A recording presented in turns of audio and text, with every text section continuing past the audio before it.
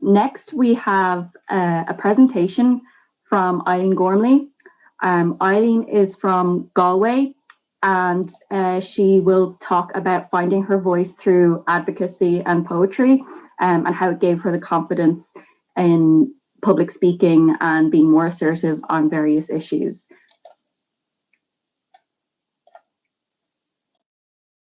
Good morning, everybody. My name is Eileen Gormley. I live in Cheshire House in Roscommon in Galway City. For my presentation today, I'm going to speak about finding my voice and how it has impacted me in my decision making and expressing myself, how it has opened doors and benefited me in so many ways. I wish to share with you a poem that I've written in 2011, and this poem deals with emotions. It's called Happy Heart, and I'm delighted to share this poem with you. So it goes like, what is a happy heart? Is it when you wake in the morning fresh and bright? Is it when you go to bed early at night? Is it enjoying events of the day? Is it watching children at play? Does this make a happy heart? Is it when you find yourself calm and at peace? Is it stress that you'd like to release? Is it nature and all its wonderful things? Or is it to stop to make the birds sing? Does that make a happy heart? Is it a baby making their first sound? Is it when something was lost and suddenly found? Is it to be quiet or to talk, or to go for a beautiful walk? Is it possessing material things? Is it Christmas and the joy that it brings? I believe a happy heart is all of the above, but it's mostly full of kindness and love. Thank you for letting me share this poem with you. As I previously said, I wrote this poem in 2011 as I did experience poor mental health issues at the time, and it helped me to express what I was feeling.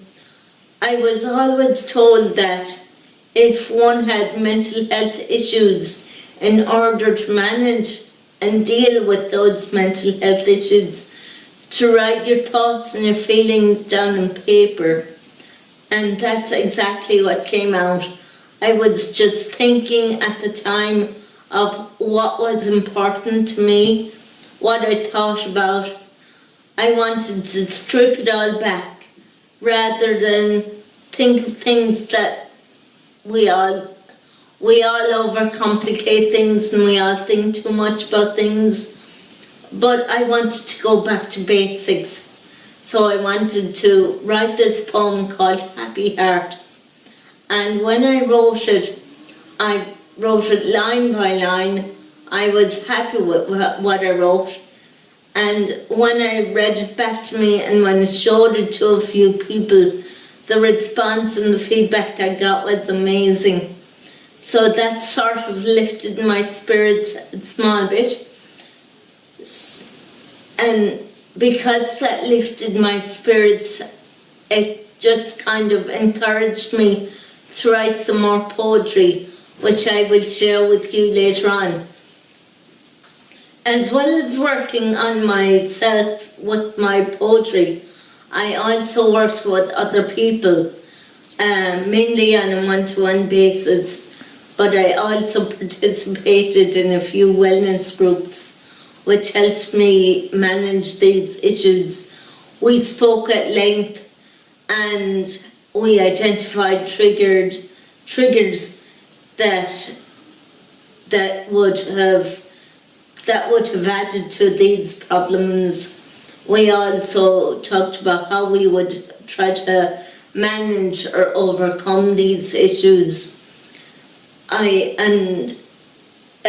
Through these wellness groups, It helped me to build up my confidence to speak in public, and also it helped me because during this time I was also invited to attend a few advocacy groups.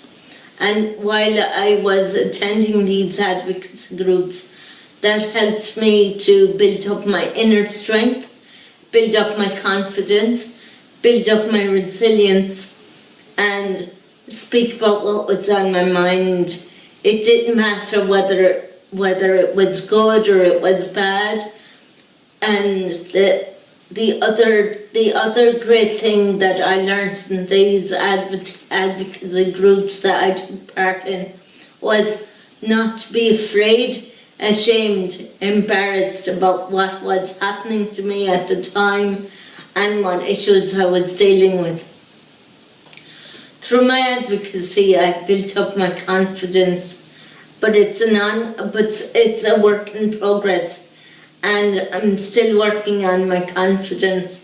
So much so that I was invited also to participate in it's an event for Culture Day, which usually happens in October, where I participated in a radio interview, which was conducted by Galway FM, which is our local radio station here.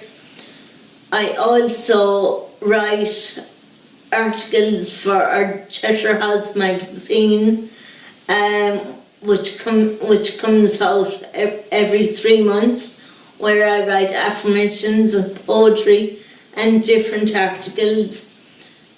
So through all of this, it has built my confidence, as I said, and it has made me unafraid, as I used to be afraid and more self-conscious and embarrassed in years gone by.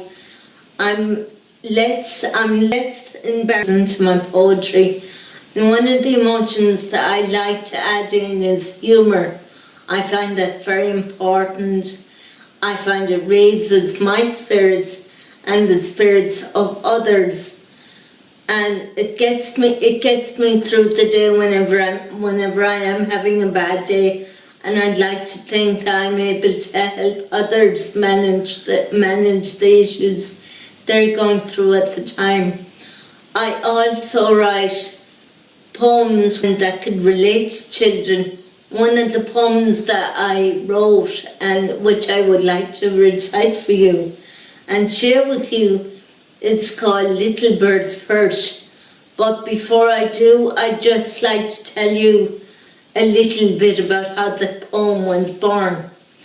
Outside, I live in an apartment here in Cheshire House in Roscommon, Galway, and outside my apartment I have a table, and I have a little bird box on the table, and I have a little bird feeder as well, so all the small birds come and feed from the bird feeder, and sometimes they could be on the ground, sometimes they could be at the door. I have loads of trees around my apartment as well, so the little birds perch obviously on the trees as well. So that's how this poem was conceived. So if you would kindly give me your time and attention again, I would appreciate that, and I would share this poem with you. It's called Little Bird's Perch. Little birds perch on the ground, little birds perch all around, gathering food that must be found. No stone is left unturned. Little birds perch on the swing, little birds who spread their wings, work so hard so they can bring back food that they have earned. Little birds perch in their nest when they are tired and need rest, from flying north, south, east and west, and they'd sing their happy song. Look, there's one, there's two, there's three, their colourful feathers I can see. They're sitting there in that tree that stands so tall and strong. Little birds perch at my door to see what else might be in store. Sorry birds, there ain't no more. Continue with your search. You can see them in the air. You can see them everywhere. On the table, on the chair is where little birds perch. Thank you for your time and attention. That was just absolutely beautiful, Eileen. Thank you very, very much for that. And definitely I can hear how you are a very strong advocate for people with disabilities, and the way you express that through poetry is just really fabulous. So thank you very, very much for that.